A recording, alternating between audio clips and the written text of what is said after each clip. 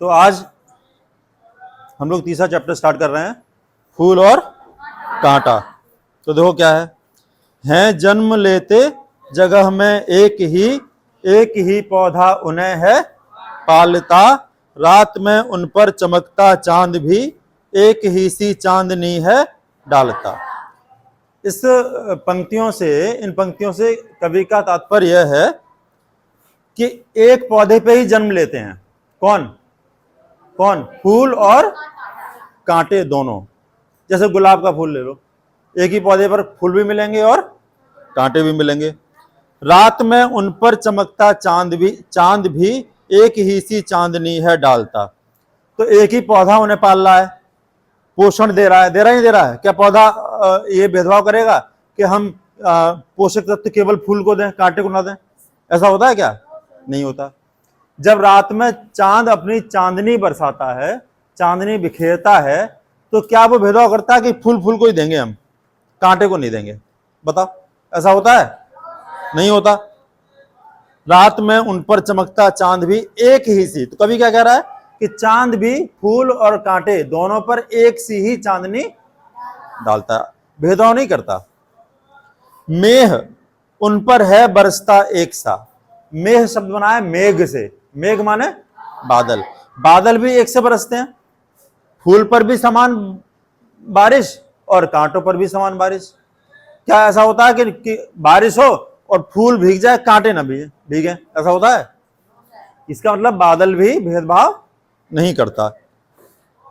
मेघ उन पर है बरसता एक सा, एक सी उन पर हवाएं हैं बही। हवाएं भी दोनों पर एक सी ही बहती हैं, कोई भेदभाव नहीं करती। मेघ उन पर है बरसता एक सा, एक सी उन पर हवाएं हैं बही, पर सदा ही यह दिखाता है हमें ढंग उनके एक से होते नहीं। फिर भी फूल और कांटों को देखकर हमको क्या पता चलता है कि फूल होता है और कांटा। सारी चीजें, प्रकृति की जितनी चीजें हैं, सब समान रूप से ग्रहण करते हुए भी, समान रूप से प्राप्त करते हुए भी, चाहे पानी हो, चाहे बरसात हो, चाहे हवा हो, चाहे सूर्य का प्रकाश हो, चाहे जमीन के पोषक तत्व हैं, सारी चीजें दोनों फूल और कांटे समान रूप से ग्रहण करते हैं, तब भी फूल बन जाता है और कांटा। ये कवि की समस्या है इस कविता की। पर सदा ही यह दिखाता है हमें ढंग उनके एक से होते नहीं। फूल और कांटों के ढंग एक से होते हैं क्या? उनका व्यवहार एक सा होता है? फूल हमें कोमलता, हमें शीतलता, हमें प्रसन्नता प्रदान करता है, और कांटे को देखकर कौन आज तक खुश हुआ? बताओ, कांटों को देखकर कौन खुश होता है? कोई नहीं। आगे देखो, छेद कर कांटा किसी की उंगलियां, फाड़ देता है किसी का वर वसन।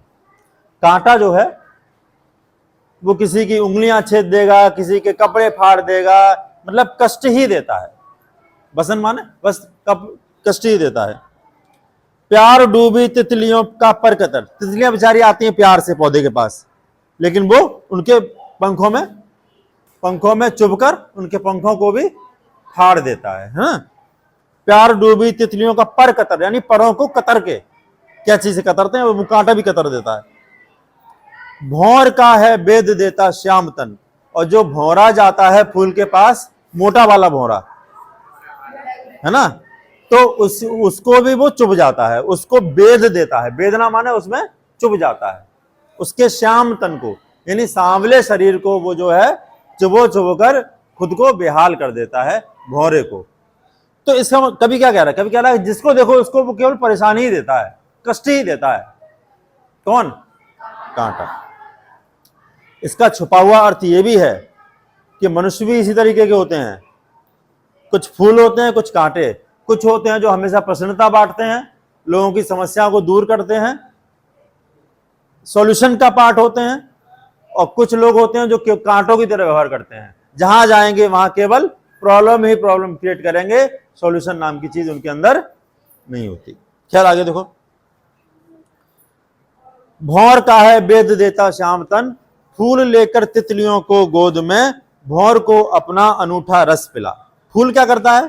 तितलियों को गोद में बिठा लेता। तितलियां बैठ जाती ना उसके ऊपर, कभी कह रहा गोद में बिठा लेता है फूल। किसको? तितलियों को। भौर को अपना अनूठा रस पिला, और भौरे को अपना रसपान कराता है। भौरा क्यों जाता है फूल के पास? फूल का देखो कितनी बढ़िया चीज पीता है वो, फालतू चीज नहीं खाता भौरा। देखने में भले ही कैसा हो, टेस्ट उसका बहुत सही है। क्या पसंद करता है? फूल का रस। बताओ इससे और अच्छी चीज दुनिया में कोई है? भौर को अपना अनूठा रस पिला, निज सुगंधों और निराले रंग से। और माने और, रा का अक्षर की यहां पे जगह नहीं थी तो और लिख दिया उन्होंने। निज माने अपनी, निज माने अपनी सुगंधों, सुगंध माने खुशबुओं, और निराले रंग से, और सुंदर सुंदर रंगों से। कौन? फूल है सदा देता कली जी, जी की खिला। जी माने मन, जी माने हृदय, जी माने हृदय। आज हमारा जी मचला रहा है, आज हमारा जी को आज अच्छा नहीं लग रहा, तो जी माने क्या होता है? हृदय, मन।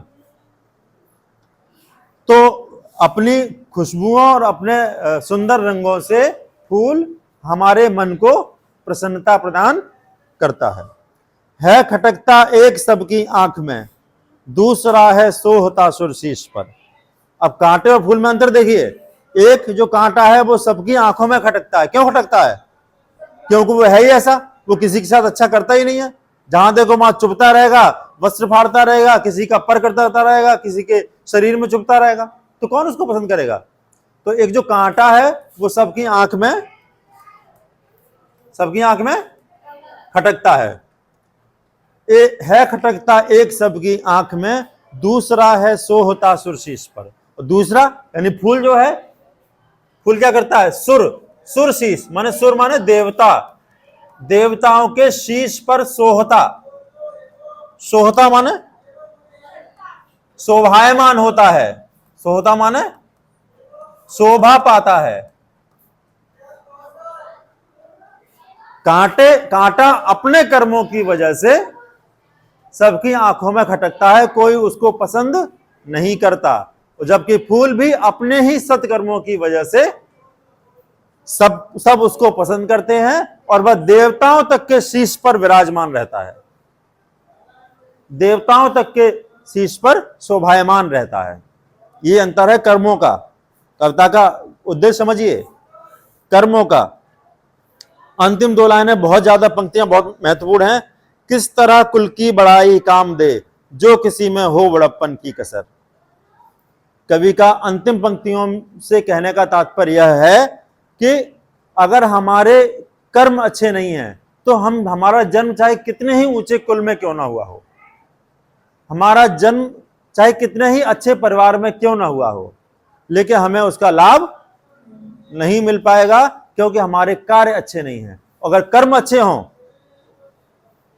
तो आप भले ही किसी परिवार को कोई पूछता ही नहीं है, किसी भी कुल में जन्म लिया हो, लेकिन अगर कर्म अच्छे हैं तो आपको हर जगह बड़ाई मिलेगी, आपको लोग पसंद करेंगे, आप सफलता प्राप्त करेंगे। एक दोहा भी है इस संबंध में, ऊंचे कुल का जन्मिया जे करनी ऊंच ना होए। पढ़ा नहीं पढ़ा है?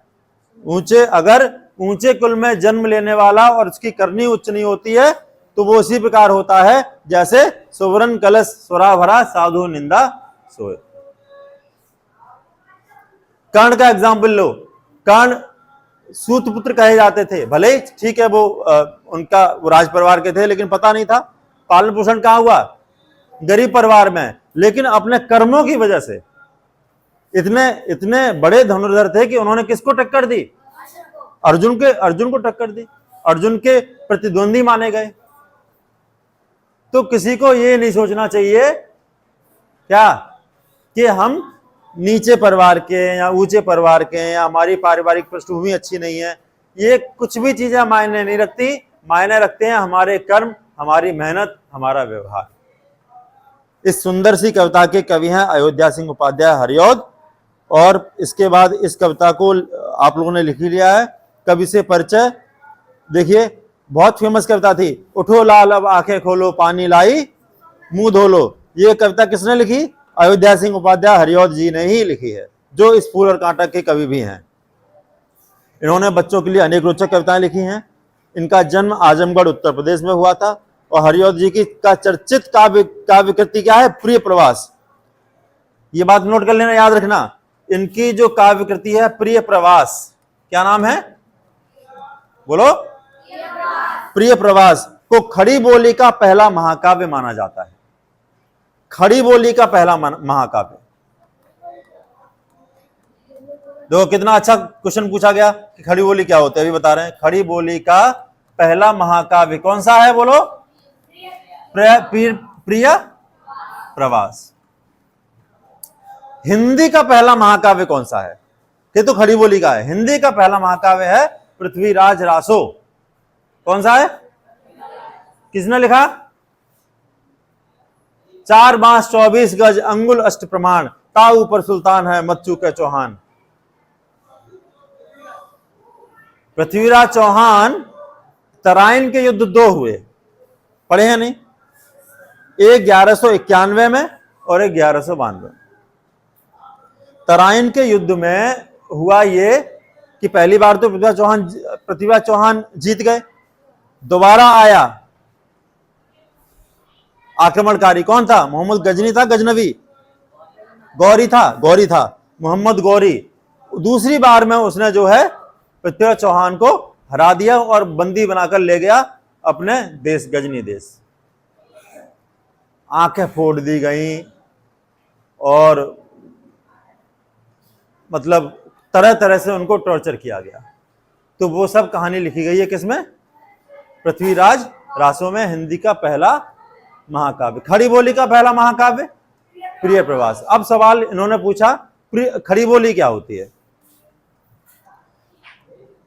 देखो, हिंदी जब